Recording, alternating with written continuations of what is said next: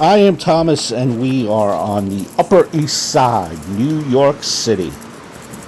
I want to take you back to 1915, well over 100 years ago, and talk about the New York Ripper murders. We'll take you first and we'll work our way backwards. May 3rd, 1915.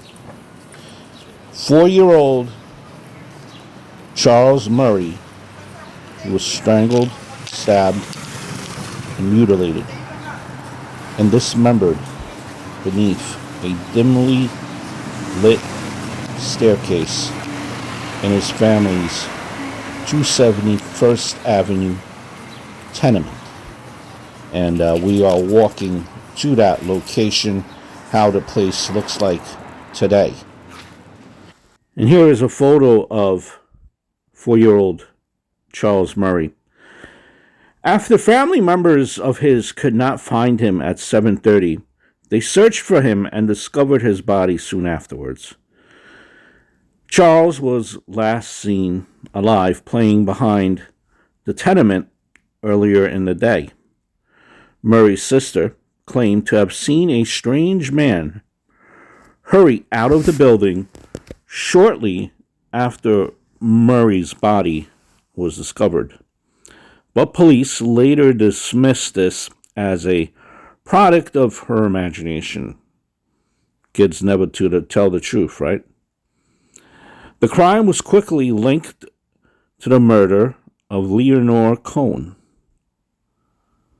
After the murder of Murray, 80 more homicide detectives were assigned to the cases, bringing the total to 100 homicide detectives that are trying to crack this case of Charles Murray. And I'll tell you about Leonore Cohen in just a moment, too. Now, moments before Charles Murray's murder, a 6-year-old girl had been attacked 5 doors up the street. And, the girl was playing outside of a bakery, waiting for her aunt. And she was approached by a well-dressed man with a mustache and a black derby hat. When she refused to talk to the man, he grabbed her arm and forced her through an open doorway. When neighbors arrived, in response to the girl's screams, the assailant fled before the girl was harmed. Thank God. Thank goodness. We mentioned Leonore Cohen. Well, this goes back to the evening of March 19th, 1915. At about 7:15 or 7:30 p.m. And that is when Ann Cohen sent her 5-year-old daughter, Leonore Cohen, to buy a pail of milk at the store. Yes, folks, so way back when, different time. 10 minutes later, as she was walking up the stairs to her apartment building, she was choked, unconscious, stabbed multiple times with a edged knife, and mutilated. At 7:45, her neighbor, Augusta Johnson, found her after she was heard whimpering from outside of her door. Cohen was still alive when she was found, but she had died soon after an ambulance surgeon arrived at the residence. Investigators examining the crime scene noticed that Cohen had clutched a clump of gray hair in her left hand before her death. They also noticed the bruise marks on Cohen's neck indicated that the perpetrator had a large hand. As police searched the apartment building, they discovered blood droplets on 2 steps of another staircase on the opposite side of the tenement, but were unable to determine if this was related to the case or not. Additionally, fingerprints were found on Cohen's face and throat, as well as on the pail of the milk that she was carrying. Investigators had also found a piece of lemon drop candy on her body that had been wet, meaning that she had been eating it. However, there were no stores in Cohen's neighborhood that sold that type of candy.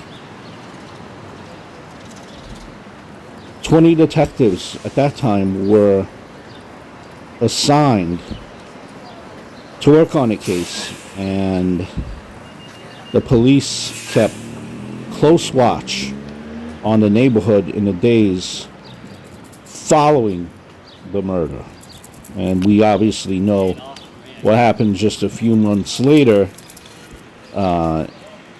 unfortunately, with the case of Charles Murray. Soon after the murder of Leonore Cohen, Anna Cohen began receiving letters from an individual claiming to be the perpetrator. These letters were signed Jack the Ripper, presumably referencing London's serial killer of the same alias. Okay, and here we are. We are approaching the house, or where the location was. Probably everything has been torn down and rebuilt. But this is the location where Charles Murray lost his life, 270. Again, this is 270 First Avenue. This area has been rebuilt, so, I'm not sure if this is the exact building. Might be, which is pretty amazing. Now, going back to the letters that Miss Cohen was receiving, they were handed over to the police, who handed them to the United States Postal Inspectors.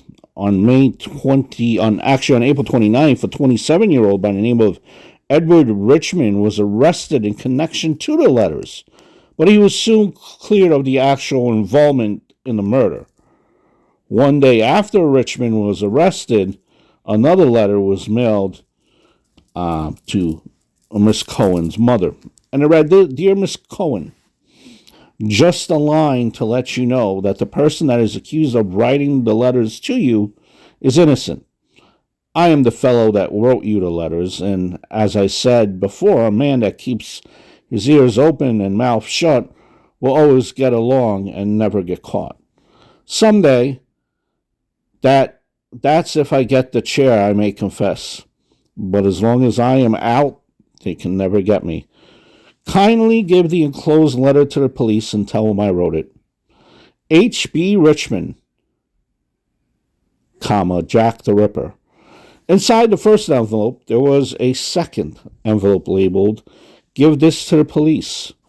Inside the envelope was another letter that read the following: "Why don't you drop this case?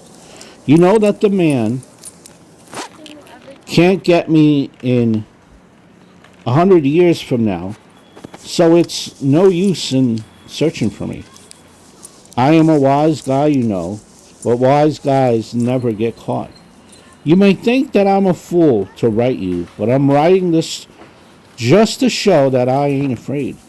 Mr. Richmond is innocent of the letter which you accuse him of writing to Miss Cohen. I'm the one that wrote all of them. And as I told you in one of my letters, that is going to be the biggest murders to be committed in New York, and that was ever known. Now do you see I am true? H.B. Richmond, Jack the Ripper." At first, investigators suspected that Richmond sent the letters to divert suspicion away from him. naming visitors who called him in jail as potential accomplices, but no evidence was ever found linking Richmond to the final letters. Fingerprints also were found on the letters, but they were too blurred to be useful to those examining them. Another letter was sent to the mother of Charles Murray after her son's murder. As she read it in her kitchen next to her friends, she collapsed in her chair. The note read, "Dear Miss Murray, I really feel sorry for you. I sit in my room here in this neighborhood and watch this crowd of people looking for me. But then the excitement cools off again some evening after dinner. I'm going out to kill again. While I feel sorry for you, you must understand that I must see blood and cut flesh." He finished off his letter. "The police can never get me. RFC." The letter was examined, and inspectors found that it had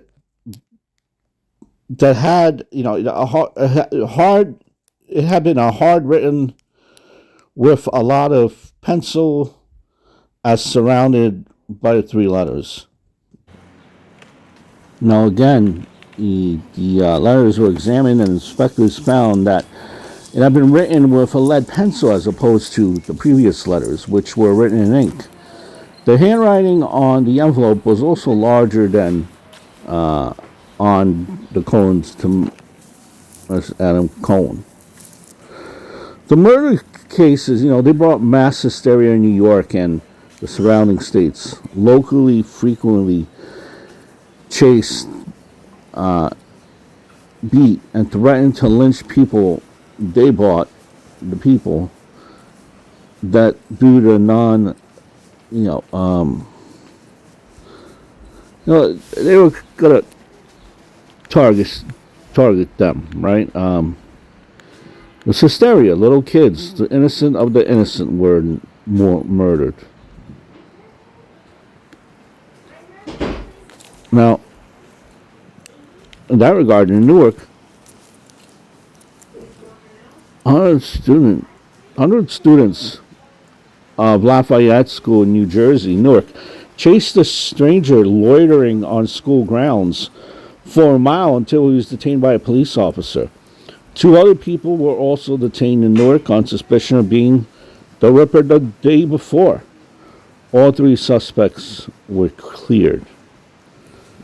Imagine that hysteria. They were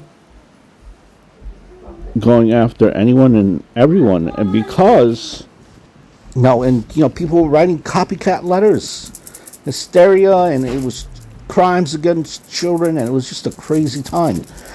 There was an instance as well. Another example, May 7th, 1915.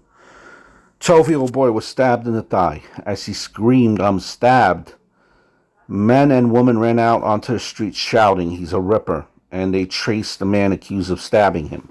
The man had to be rescued by a police officer who kept him safe in a drugstore until a patrol car arrived. The following day, 50 people attacked a man after 2 boys accused him of acting suspiciously. The man was rescued by the police on May 17th. And that's when it was a patrolman was arrested for beating his wife and child. Rumors soon had spread that a Ripper was in custody, causing 1,000 outraged locals to gather outside of the police station. May 9th also, 2 housewives found notes written in pencil on their doormats. The notes threatened that their children would be kidnapped and murdered the following day. Investigators traced the notes to 2 girls who wrote the letters for fun. On May 12th, another note from a person claiming to be the Ripper was traced to an 18-year-old woman who wrote the note to her employer out of spite. As you could see, a lot of copycat letters trying to take advantage of the situation. A lot of hysteria because of these 2 killings. And unfortunately, this is a case that has never been solved in New York City.